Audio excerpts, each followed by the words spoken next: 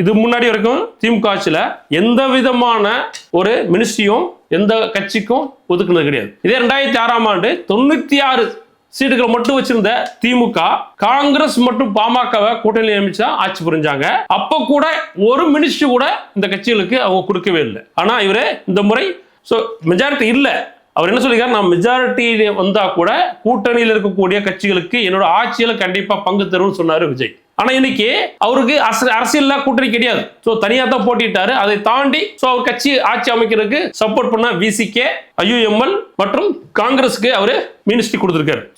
இடதுசாரிகள் வாங்கல, இவங்க 3 பேருக்கு கொடுத்திருக்காரு. இரண்டு மினிஸ்ட்ரி காங்கிரஸ்ல, ஒன்னு உயர்கல்வித்துறை, மற்றொன்று வந்து பாத்தீங்கன்னா உங்களுக்கு சுற்றுலாத்துறை. விசிகேல ஆதிதிராவிடர் மற்றும் பழங்குடியினர் நலத்துறை, IUML சிறுபான்மையினர் நலத்துறை. இந்த அமைச்சர்களை கொடுத்திருக்கிறாரு.